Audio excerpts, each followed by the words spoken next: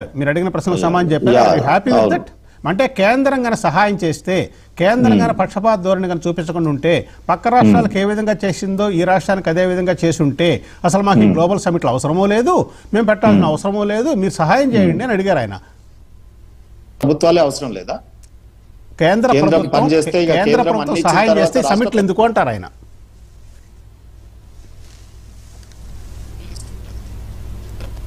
శ్రీనివాస్ గారు కనపడుతుందా అండి? వినిపిస్తున్నా, చెప్తున్నాను, వినిపించట్లేదు. చెప్పండి. ఇండిసిప్లిన్ పార్టీలు మీరు ఒక ప్రిన్సిపల్ గా ఆగమంటే కూడా ఆగట్లేదు. చూడండి, టైం అంతా రెండోది ఏంటంటే, ఇక్కడ ఇంతకుముందు నేను ఒక ఆరోపణ చేసినాం అనుకుందాం, సరే ప్రశ్నలు అడగడం కాదు, ఆరోపణలు చేసినాం అనుకుందాం.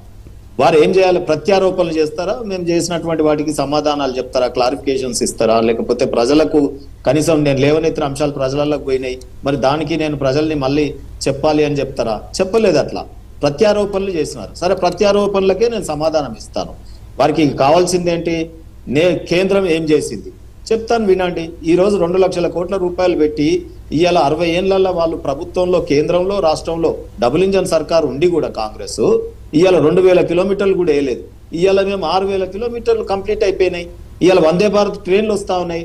44 స్టేషన్లను డెవలప్ చేస్తా ఉన్నాం. ఇవాళ సికింద్రాబాద్, చెల్లపల్లి రైల్వే స్టేషన్లు పోయి చూడండి. ఇవాళ నువ్వు సన్న బియ్యం ఇచ్చి ఫోటోలు దిగుతున్నావు. ఆ సన్న బియ్యంలో 40 రూపాయలు మాయ అయితే మీ ఓన్లీ 13 రూపాయలే కదా. ఒక్క నిమిషం సార్, చేస్తున్నప్పుడు నేను ఏమనలేదు. మీరు చెప్పండి శ్రీనివాస్ గారు, ఆయన అర్థం నేనేమంటున్నా, సరే మీరు ఉలిక్కి పడతారు, నేను మాట్లాడే దాంట్లో నిజాలు ఉన్నాయి కాబట్టి. కేంద్రం ఏం చేస్తుందంటే, నీకు ట్యాక్స్ డెవల్యూషన్ హక్కుగా రావాల్సింది ఆటోమేటిక్ గా 42% వచ్చేస్తుందండి. అది ఇచ్చిన తర్వాత రాష్ట్ర ప్రభుత్వం రాష్ట్ర ఆదాయ వనరుల మీద ఇవాళ ఎక్సైజ్ మీద నువ్వు సంవత్సరానికి ఇవాళ 50,000 60,000 కోట్ల రూపాయలు సంపాదిస్తున్నావు. ఇవాళ అదే రకంగా వాళ్ళకు అది ఏంటిది మన ఆక్షన్స్ పెట్టి ధరావత్తు కోల్పోయిన వాళ్ళ పైసలే నీకు కోట్ల రూపాయలు వచ్చినాయి. రెండో ఆదాయం నీకు స్టాంపులు, రియల్ ఎస్టేట్ మీద వస్తా ఉంది. మూడోది ఏంది? ఖజానా లేదు, నువ్వు ఓన్గా ఏం సంపాదిస్తలేవు, కష్టపడతలేవు, కానీ తాతలు సంపాదించిన భూములు ఉన్నాయి, అవన్నీ అప్పనంగా అమ్మేస్తున్నావు. ఇట్లనే కంపెనీలకు దారాదత్తం అంటావు, లేకపోతే ఇంకొకరికో ప్రైవేట్ గా రియల్ ఎస్టేట్ హెచ్ఎండిఏ సంస్థ రియల్ ఎస్టేట్ సంస్థ చేసి అమ్ముకొని తల అమ్ముకొని చెప్పులు కొన్నట్టుగా భూములన్నీ అమ్ముకుంటున్నావు. నువ్వు చేయాల్సిన డ్యూటీ నువ్వు చేయట్లేదు. కానీ కేంద్రము ఇవాళ నీకు 42% ఇచ్చినాక కూడా నువ్వు అడగకపోయినా, మీ ముఖ్యమంత్రి గారు అసెంబ్లీలో చెప్పినారు, నాకు FIRPM కాకుండా ఇంకా కేంద్రం సహకరిస్తా ఉందని చెప్పినారు. మొన్న మోడీ గారిని కూడా కలిసినారు. పెట్టేటాయన దగ్గరికే పోతారు కాబట్టి పోయినారు. ఇవాళ నేషనల్ హైవేస్ చేయాల్సిన డ్యూటీ మాది, మేము చేస్తున్నాం. రైల్వేస్ చేయాల్సిన డ్యూటీ మాది, మేము చేస్తున్నాం. రక్షణ ఒప్పందాలు చేసుకోవాలి నాయన, మీరు పంపిన పైసలు కావచ్చు, దేశం రెవెన్యూ కావచ్చు. ఇవాళ జియో పాలిటిక్స్ లో ప్రపంచ దేశాల మన్నన పొందుతా ఉన్నాం. విదేశీ మారక ద్రవ్య నిల్వలు పెంచినాం, బంగారం నిల్వలు పెంచినాం. కాంగ్రెస్ టైంలో అమ్ముకున్నారు, కుదవెట్టిరు బంగారం, దేశ బంగారాన్ని. ఇవాళ ఒక సంసారం లాగానే అన్ని కుదవెట్టి అప్పులపాలు చేసిన దేశాన్ని మేము సరిదిద్దుతున్నాం. నువ్వు మూడో విషయం, ఇక్కడ రక్షణ శాఖ మేము చూస్తాం, అవి మేము తెస్తున్న పెట్టుబడులు. ఇప్పుడు నువ్వు AI చెప్పుకుంటున్నావు, ఇంకోటి DRDL సంస్థలు ఇవి గురించి చెప్పినావు కదా, ఆ పెట్టుబడులన్నీ ఇక్కడనే ఇస్తున్నాం. నువ్వు అటవీ శాఖ ద్వారా ఎన్ని చెట్లు పెంచినావు, ఎన్ని జంతువులను పెంచినావు. ఇవాళ వంతారా వస్తే పుణ్యానికి చేస్తారా? నువ్వు జాగిస్తావు, నీళ్లు ఇస్తావు, ఆయన 4 చెట్లు పెట్టి పార్క్ లాగా పెంచుతాడు, రేపు టికెట్ పెడతాడు, బీదోళ్ళు చూస్తారా? అట్లా పోయేమన్నా నీలాంటి వాళ్ళు పోయి చూస్తారు, మీ ముఖ్యమంత్రి గారిని తిప్పుతారు. నువ్వు నీ సొంతం అడవులుగా ఫారెస్ట్, మేము టైగర్ రిజర్వ్ ఫోర్స్ శ్రీశైలం పోయి వస్తుంటే ఓ 10 రూపాయలు కడితే ఫారెస్ట్ డిపార్ట్మెంట్కి పోతే పోయి పుల్లను చూసి వస్తావు. నువ్వు ఎంత పెంచినావు అటవీ విస్తీర్ణం, నువ్వు ఎన్ని జంతువులను కాపాడినావు, నువ్వు ఎన్ని రోడ్లు వేసినావు, మేము వేసిన హైవేలకు నువ్వు లింకులు కలిపినావా, మేము కట్టిన రైల్వే స్టేషన్లకు చెల్లపల్లికి రా 36 కోట్ల రూపాయలు పెడితే అప్రోచ్ లైన్ అయితే సార్ ప్రజలు ఎంత ఇబ్బంది పడుతున్నారో చెల్లపల్లి రైల్వే స్టేషన్ పోవాలంటే మొత్తుకొని ఇదవుతున్నాం. మరి కనీసంగా 30 కోట్ల రూపాయలు పెట్టుబడి నీ దగ్గర లేదు. ఏది కేంద్రం చేయాలన్నా నువ్వు కొంత కలపాలి, మరి నువ్వు కలపట్లేదు కదా. ఇవాళ RRR అడిగినావు, 43,000 కోట్లు కావాలన్నావు. మెట్రో ట్రైన్ కు అనుకుంటా. సో మెట్రో ట్రైన్ కు నువ్వు 43,000 కోట్లు అడిగితే నువ్వు ఎంత కట్టాలి? అది జాయింట్ వెంచర్ కదా, మర్చిపోయినావు. 15,000 కోట్ల రూపాయలు నీ దగ్గర ఉండాలి ఫస్ట్, 30% ఉన్నాక కదా. ఇవాళ ఖజానాలో రూపాయలు లేదు, పెన్షన్ ఇవ్వలేకపోతున్నావు, మరి కేంద్రాన్ని ఇయ్యి అంటున్నావు. నువ్వు 15,000 కోట్లు జమ చేయందే కేంద్రం నీకు మిగతా 44,000 కోట్లు ఇస్తుందా? అంటే కేంద్రంకు చట్టబద్ధంగా పోదా? అప్పుడు ఈ ఫార్ములా కాంగ్రెస్ కు KTR ఇచ్చినట్టు ఇస్తాం అనుకున్నా, రాజుల కాలమా? ప్రభుత్వం ప్రజలు కట్టిన పన్నులు ₹1 కూడా లెక్క పత్రం ఉండాలి. రైట్. భూములు మొత్తం అక్వైర్ చేసినావా? ఇప్పటికీ చేయలే. పెళ్ళకు కొత్త లైన్ వేయాలి, భూమి నువ్వు చేయలే. అనేక రకమైన లైన్లు సిద్దిపేట సిరిసిల్ల భూమి ఇయ్యలే ఇప్పటి వరకు. నువ్వు ఉద్యానవన శాఖ యూనివర్సిటీ తెస్తామంటే భూమి ఇయ్యలే, నువ్వు పైసలు ఇయ్యలే. 8 కోట్లు ఒక ఫుడ్ అడల్టరేషన్ పెడదామంటే నువ్వు సౌకర్యమే కల్పిస్తలేవు. ఈ రకంగా అనేక విషయాలు నన్ను చెప్పమంటే చెప్తారు మీరు చెప్తారు. మన మానవతారాయ్ గారు అన్ని మాట్లాడదాం, కానీ ఈ రోజు సమస్య రైట్ అండి. లాస్ట్ శ్రీనివాస్ గారు లాస్ట్ 5 నిమిషాలు లాస్ట్ 5 నిమిషాలు మానవతారాయ్ గారు, ఈ 2 సంవత్సరాల కాలంలో రేవంత్ రెడ్డి గారు కాంగ్రెస్ ప్రభుత్వం ఈ 2 సంవత్సరాల కాలంలో మీరు సాధించినటువంటి సింగులర్ బిగ్గెస్ట్ ఎజెండా ఏంటి? దాని మీద వాళ్ళిద్దరు కూడా మాట్లాడతారు. అంటే 5 నిమిషాలు ఉంది మనకు సమయం. ఈ 2 సంవత్సరాల్లో మీరు సాధించినటువంటి బిగ్గెస్ట్ ఇది మేము సాధించాము ఈ 2 సంవత్సరాల కాలంలో చెప్పుకోగలిగేది ఏది ఏంటి? దావోస్ లో 2,20,000 కోట్ల పెట్టుబడులు తెచ్చినాం. ఆ పనులు యువతకు అవకాశాలు ఇచ్చినాం. అన్నదాతలకు మోడీ ప్రభుత్వం చేయింది 1,06,000 కోట్లు రైతు భరోసాతో, రైతు రుణమాఫీతో దాదాపు 25,35,924 మంది రైతుల ఖాతాల్లో 20,616 కోట్లు వేసినాం.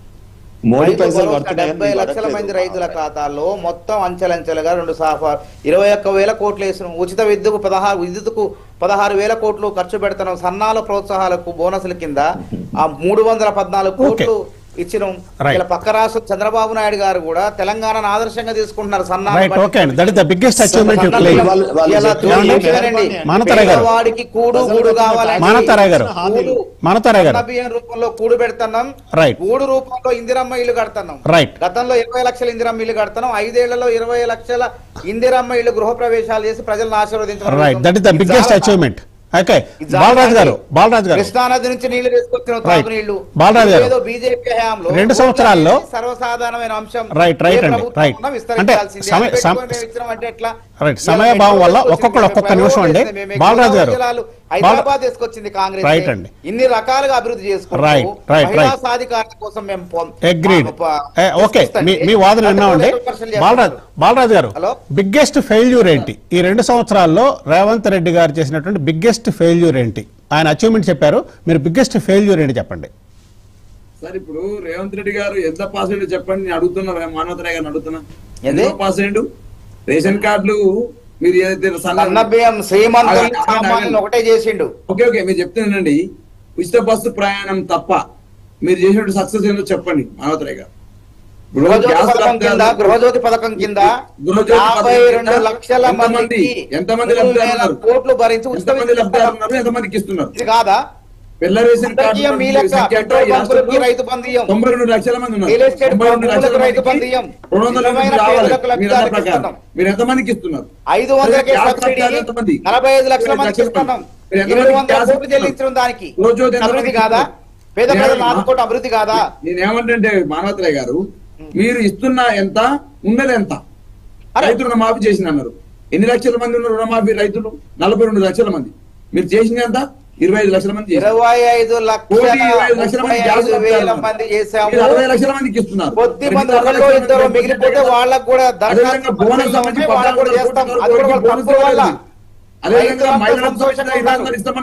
రైతు బీమా కొనసాగుతుంది. వితంతువులకు పింఛన్ పెంచే మాత్రమే మేము చేస్తామంటున్నాం.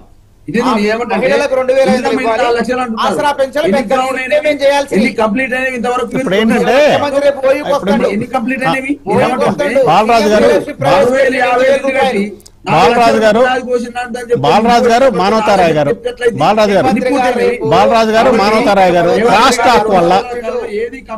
క్రాస్ టాక్ వల్ల జనాలకు అర్థం కావట్లా. అంటే ఇప్పుడు మీరు అన్నారు, మీరు ఒక ప్రశ్న స్పష్టంగా వేశారు, ఎంతమంది లబ్ధిదారులు ఎంతమందిని వదిలేశారు, దానికి ఆయన సమాధానం చెప్తారు. ఎంతమంది రైతులకు ఇచ్చారు దానికి స్పష్టంగా సమాధానం చెప్తారు. నేను అడిగింది ఏంటి, బిగ్గెస్ట్ ఫెయిల్యూర్ ఏంటి అని అడిగా. అట్లాగే ఇప్పుడు శ్రీనివాస్ గారు, what is the biggest failure of Congress government ఏంటి? బిగ్గెస్ట్ ఫెయిల్యూర్ ఏంటి? బిగ్గెస్ట్ ఫెయిల్యూర్ సంక్షేమంలో అభివృద్ధిలో 2 ఫెయిల్ అయినారు. ఇమీడియట్ నీడ్స్, ఇమీడియట్ మౌలిక వసతులు వాటిని కల్పించడంలో ప్రజలకు మెయింటెనెన్స్ లో చాలా ఇబ్బంది, డే టు డే జీతాలు ఇవ్వడంలో ఇబ్బంది పడతా ఉన్నారు, సంక్షేమ పథకాలు డెలివరీ చేయడంలో ఇబ్బంది పడతా ఉన్నారు. నేనైతే ఇంకా చిన్నగా అసలు హైదరాబాద్ నగరంలో అద్దంలాగా చేస్తామన్నారు. నేను అనేక వీడియోలు కూడా పెట్టినాను. ప్రతి మెట్రో స్టేషన్ కింద ఇవాళ గార్బేజ్ హౌసెస్ అయిపోయినాయి, తాగుబోతులు అడ్డాలుగా మారిపోయినాయి, ఎంక్రోచ్మెంట్స్ అవుతా ఉన్నాయి. ప్రతి రోడ్డు ఫుట్పాత్లు నడవడానికి లేదు. నగరం అంటే ఇది కదా. నగరం అంటే డే టు డే సమస్యలు తీర్చకుండా ప్రచార ఆర్భాటం, ప్రారంభ శూరత్వం, రిజల్ట్ నిల్, నో ప్రొడక్టివిటీ. రైట్ శ్రీనివాస్ గారు, మానవతారాయ్ గారు, బాలరాజు గారు, శ్రీనివాస్ గారు, ఒక ప్రొడక్టివ్ డిస్కషన్లో మీరు పాల్గొన్నారు. అంటే ప్రజలకు అర్థమయ్యే విధంగా ఒక సమస్య పరిష్కారం కూడా ప్రస్తావించగలిగారు. గ్లోబల్ సమిట్ గురించి, at the same time Revanth Reddy గారి పనితీరు గురించి. ఆ పనితీరు గురించి ఇంకొక డిబేట్ పెడదాం మనం. అంటే ఏదేమైనా ప్రభుత్వం ఒక సమిట్ పెట్టింది. ఆ సమిట్కి బీజేపీ వారు అంగీకరించారు, బీఆర్ఎస్ వారు అంగీకరించారు. ఆ సమిట్ ద్వారా పెట్టుబడి వచ్చి బాగుపడితే ఇవాళ ఒక్కరోజే చూడం మనం. అంటే లార్జర్ పిక్చర్ చూస్తే రేపు పొద్దున ఏ గవర్నమెంట్ అయినా రావచ్చు, అది బీఆర్ఎస్ అవ్వచ్చు, బీజేపీ అవ్వచ్చు, కాంగ్రెసే కంటిన్యూ అవ్వచ్చు. ఒక పెట్టుబడి రావటం అన్నది హర్షణీయం. అటువంటి పెట్టుబడి వచ్చి తెలంగాణ అభివృద్ధి పదంలో నడవాలని కోరుకుంటూ ఈ డిబేట్ ఇంతటితో సమాప్తం. ఈ డిబేట్కి వచ్చినటువంటి శ్రీనివాస్ గారు, బాలరాజు